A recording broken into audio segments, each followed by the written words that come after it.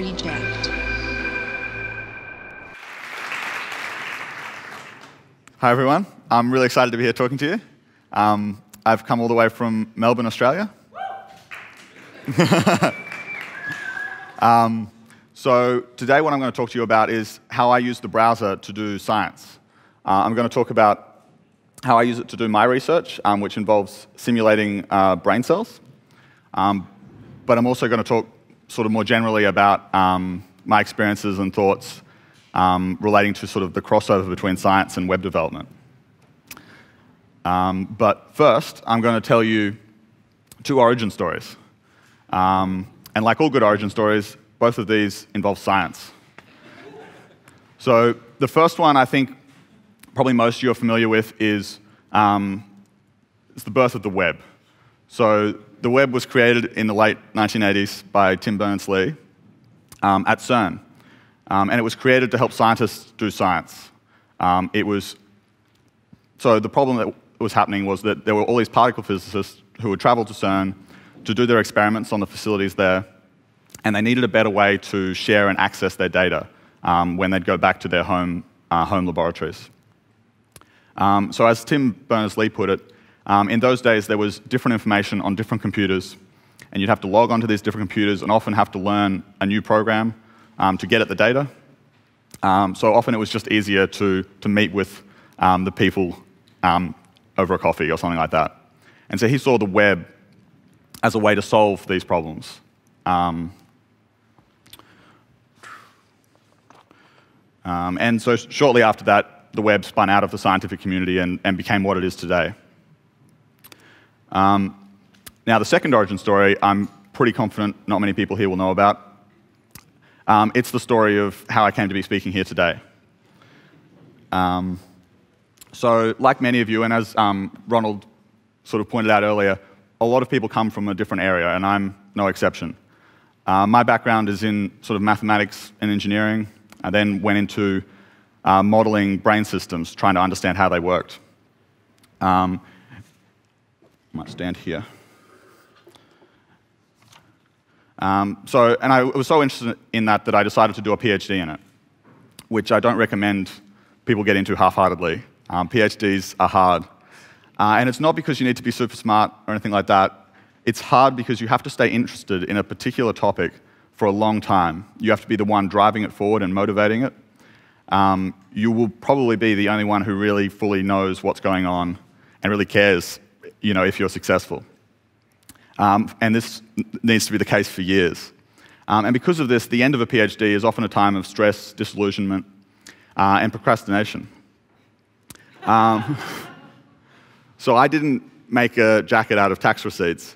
The way I procrastinated was instead teaching myself Ruby on Rails. And so, to help me learn, I decided to build a project. And so I actually built a rhyming dictionary called anyrhyme.com. So you guys can check that out if you want. And I taught myself JavaScript as well to try and make sort of a nice interface for how you could, make a particular kind of rhyme that you wanted. So I learned Angular for that. And I found myself really enjoying doing this. It was really satisfying. And it's not just because I had a thesis that I didn't want to write. But at this point, I did eventually hand in my thesis, and I got a job working for IBM Research Australia. Still doing neuroscience research, believe it or not. But at this point, I now had a taste for what the web could do, and I now knew about this whole other world of cool stuff. And maybe this could help with my research. So before I go any further, I'll give you some context to my research. So this is the human brain. Well, it's a plastic model of a human brain. It represents this hunk of meat that sits in our head that is somehow responsible for all our memories, emotions, and decisions, our sense of self, and our ability to comprehend the world. It takes information from our senses, from our eyes, our ears, and our fingertips, and somehow remembers this, and we can then use this information to speak, to move. But how it does all of this is largely a mystery. And understanding this is sort of the fundamental goal of neuroscience. What we do know, however, is that the brain is made up of a large number of cells called neurons. In the human brain, there are approximately 86 billion neurons, and each one of these forms 10,000 connections to its neighbors. And it's this dense network of neurons that scientists believe is what sort of gives rise to the brain's abilities. So if we now just focus in on a single neuron, we see it has sort of this fairly common structure. It has incoming fibers called dendrites, which carry a signal to the cell body called the soma. And there's an outgoing fiber called an axon, which branches and forms connections to the dendrites of other neurons. But despite this basic structure, there exists a large variety of shapes and morphologies for these neurons, depending on where in the brain they are and what type of neuron they are. And luckily, experimentalists there's an online database where you can go through these different types of morphologies. So experimentalists, what they've done is they've taken brain tissue, they've stained neurons with fluorescent dyes. They've then taken many, many microscope images at different depths. What they've then done is carefully traced, well, their graduate students have carefully traced through these microscope images in order to reconstruct like the 3D information of the neuron. And so you can see here some images of these types of neurons. So these are just sort of static images. But what the data actually looks like is a text file. So each point in here is a sort of a point on the neuron, starting with the cell body is the first point. Each of the points has an ID. It has a type, so if it's a dendrite or an axon. It has XYZ coordinates. It has a radius, so it gives the thickness of the fiber. And it has its like parent point, so the point going back towards the cell body. And in this way, it describes like a tree structure, which is what a neuron is. So very often in science, it's invaluable to have sort of a visual way of looking at your data. And this is a prime example because it's very hard to look at this and understand what's going on, like what does this neuron look like. And so I decided to build something that would help me look at this. So there were existing Java applets and that sort of thing to try and visualize this. But I wanted to build my own. I wanted to use Three.js to build something that I could use. So that's what I'll demo to you now. So this is kind of the very basic interface I made, where I can select one of these text files that I was just showing you. And it loads up here, and we can zoom in and then rotate. And so this neuron's a little bit flat, but we can see it has a three-dimensional structure. And also, I can click on points within here and see the data that generated that. So I can see what type of fiber it is. I can see the coordinates of it. And I can see its ID, so I can link it back to the data.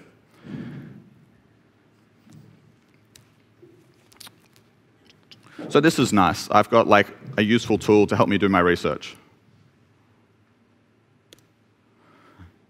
But let's put that aside for the moment and come back to the problems in science that Tim Berners-Lee was trying to solve with the web. How are we doing today? How is science going? Well, the web has helped scientific research a lot.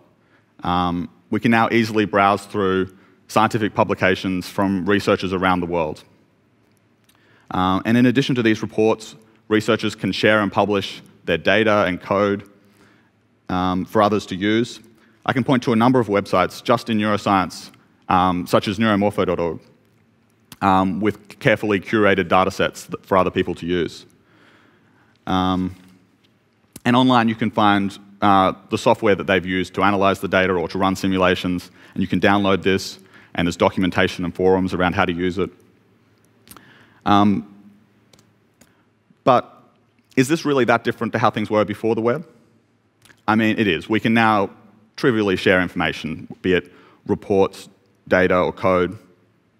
But all three of these, to actually use and understand, require a high level of technical understanding or technical expertise. What if instead we started using and sharing interactive tools to help visualize, like fully visualize data sets interactively without needing to install anything. What if we could share interactive tools for performing simulations that could be run anywhere? This, I think, would be a more complete solution to the problems that Tim Berners-Lee saw. And researchers want to be able to share their results. This helps them make an impact in the field and allows other people to build on what they've done. They just haven't had good ways of doing this when there was specialized software that was required for simulation or visualization. However, this is starting to change. So recent developments in browser technologies, like WebGL, for instance, and new JavaScript libraries such as Three.js and D3.js, make the browser a compelling place to build interactive, useful, visual, scientific tools. I'd say it's easier now to create sort of an interactive scientific tool in a browser than it is natively. And it's much more easily shared. So let's get back to me for a minute. I was now able to visualize the 3D structure and morphology of neurons. But so what? What I actually want to do is to understand how this neuron works, how it behaves, and how, when you connect a whole bunch of these neurons up to form a network, how this ultimately leads to us, to our thoughts and memories and behavior. So let's go back to a second to our neuron diagram. So neurons in the brain communicate with each other by sending bursts of electricity called spikes. They each receive spikes from other neurons via connections called synapses. So there's one there. So when a neuron fires, it sends its signal out along an axon to the end of the axon to the synapse, where the synapse is made onto the dendrite of another neuron, and it excites this dendrite. And we get a small current being generated in the dendrite that travels down to the cell body.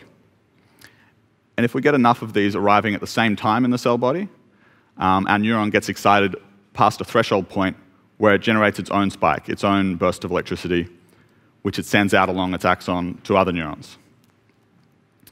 And often this whole setup is recreated in experiments artificially by positioning an electrode near the dendrite and injecting current into the cell. And it was by doing these sort of experiments that two English scientists back in the 1950s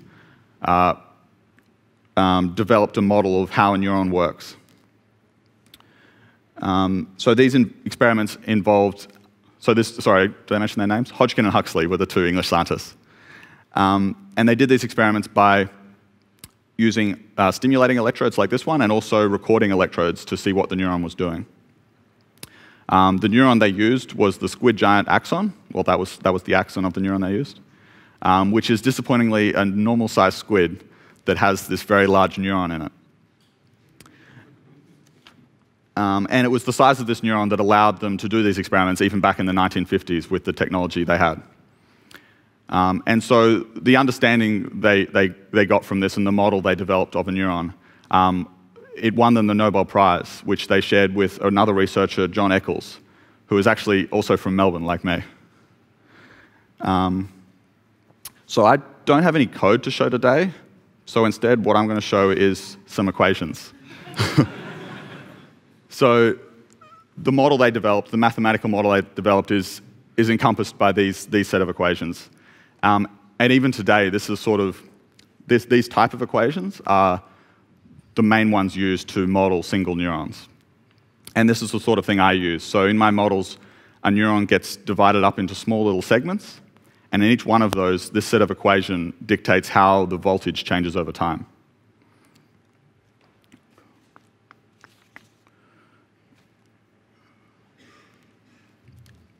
So what I wanted to be able to do was build a visual tool for constructing models of neurons and configuring models of neurons.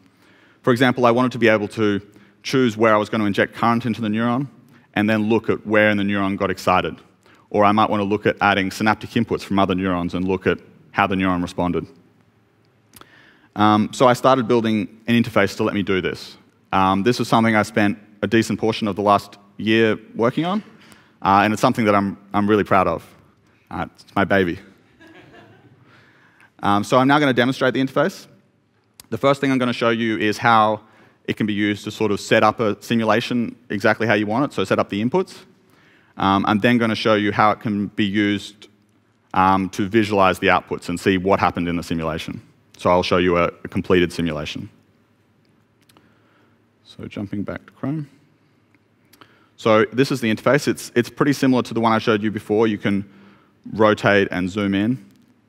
I've now got a sphere for the cell body, which sort of helps a bit, so you can see where that is. One difference now, though, is I can click on a section of the neuron and look at the properties for that section. So I can look at the sort of geometric properties like X, Y, Z, and R. But I could also look at the actual electrical properties of the tissue. So things like channel conductances and that sort of thing. And so I can select, for instance, multiple compartments, and I can override the default value for these and set it to be something a bit smaller than it was. And I can then go and color the neuron by this property. So this is the sodium channel density, so how many sodium channels are in this part of the neuron. And this is very important for how a neuron sort of behaves electrically. So here we can now see, for different parts of the neuron, we've got different channel densities. So where there's the most channels is in the soma and along the axon. We've got less in the dendrites, so cyan. And then in this section, we made there be far fewer sodium channels, so it's in dark blue.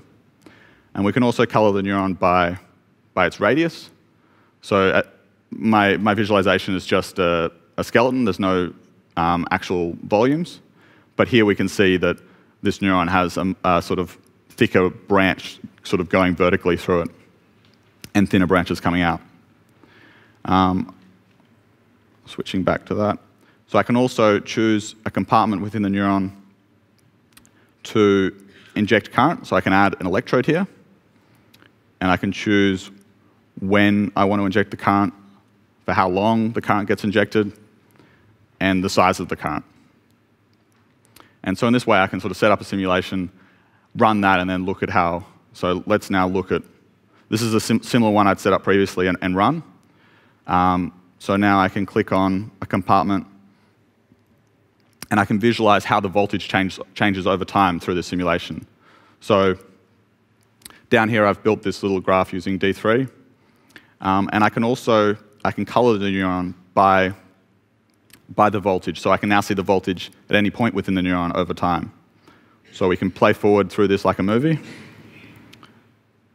I can zoom in on this.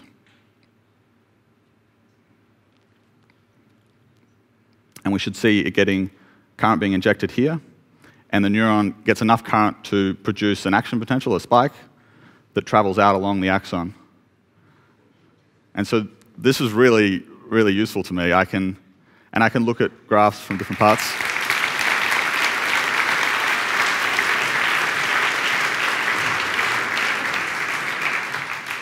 Thank you. So yeah, this is a really useful tool, and I plan to start using it for my own research to understand how a neuron works. What was I going to say? Yeah, so I don't know, this is an example, I guess, a really accessible tool for helping visualize what you're doing, for making these sort of simulations like very visual sort of setup. So what have I learned from this? Well, I've learned that the web has a lot to offer science and the scientific community, and I'd really like to see a much larger crossover between these two communities. I think there's a lot they can learn from each other. And to this end, a friend of mine, Isabel, and I have been developing a course for teaching researchers in the scientific community, teaching them sort of web skills and teaching them to use D3.js. So here's, yeah, I was supposed to put that before. So here's a tweet from Isabel about the course material we developed. So we developed it on GitHub so that other people could borrow this material and use it themselves. And in fact, before we had the chance to teach this to researchers at our university, someone beat us to it. They, in fact, taught it at CERN. So at CERN, as part of some summer student web fest, they taught our materials around using D3 to visualize your data, which was really exciting. We couldn't believe it. So I've shown you a visual tool for a visual browser-based tool for configuring simulation inputs and visualizing simulation outputs. But the browser is sort of only half of the web. What we wanted to do was, once we'd set up a simulation, actually then stay in the browser and have that simulation get run in the cloud. And then pull back the data from that simulation and stay, so still in the browser, seamlessly go through that whole transition. This would mean, so researchers being able to use this tool would mean they now no longer have to worry about moving around files or setting up or installing any software.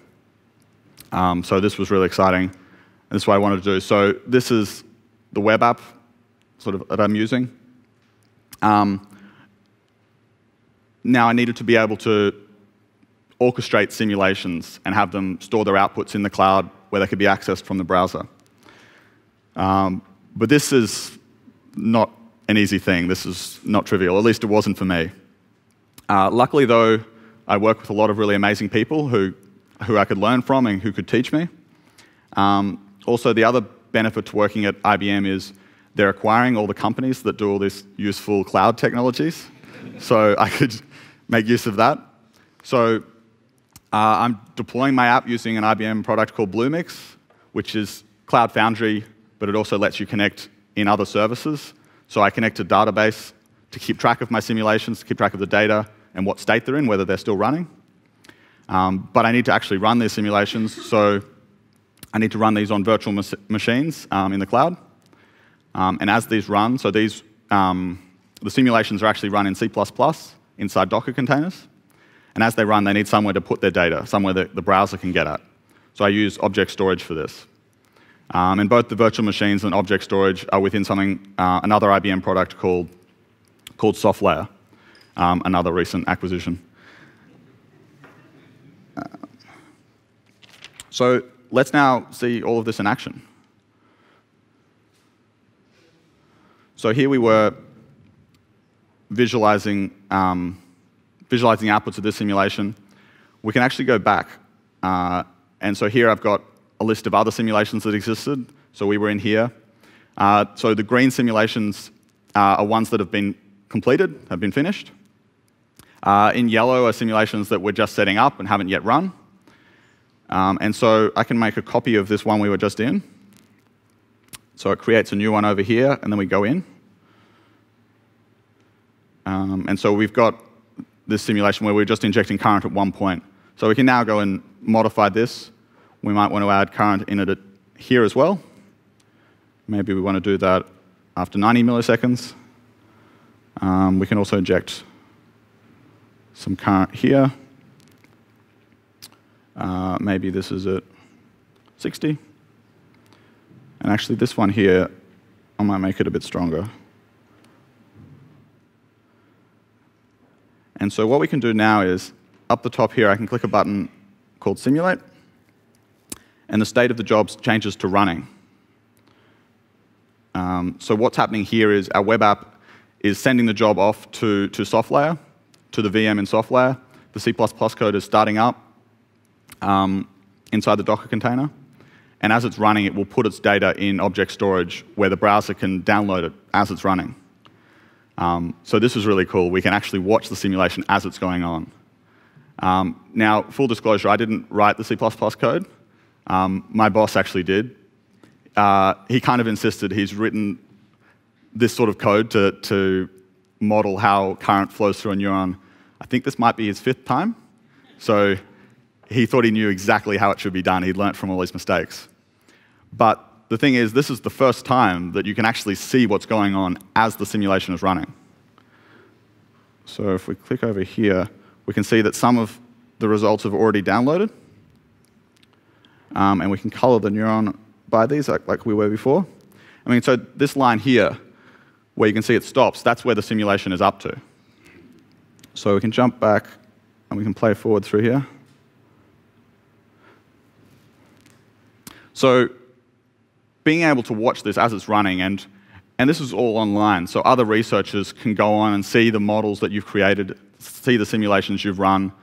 Collaborators now have a really easy way to share their results and build upon what each other have done. They don't have to worry about installing software. They don't have to worry about transferring files. So I see this as an amazing way for collaboration to occur. And moreover, it's an example of a super accessible way of sharing scientific findings that would otherwise require specialized software and to do simulation and visualization. And this is much more accessible. Like, people in different fields, or even the general public, can look at this and have a much better understanding of what's going on than if they read a journal paper. So I see this as something that science really needs. I see it as like the future of science. So as a last thing, so I'm used to giving academic talks, and at the end of an academic talk, there's always an acknowledgement slide. So that's what I've done. There's a number of people I'd like to thank. The first person is Glenn Madden. So he's the one that initially got me into the web, into web development, and he continues to be a mentor around anything web-related. The second person is Isabel Kirill-Kornick.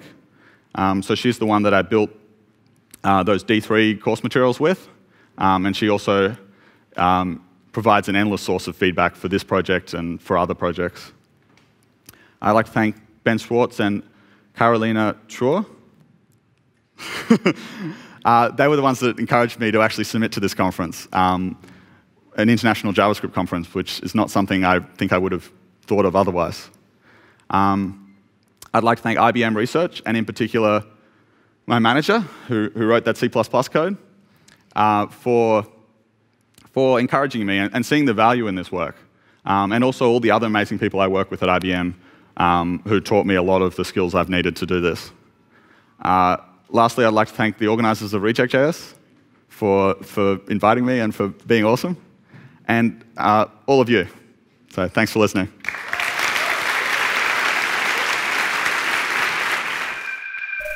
Reject.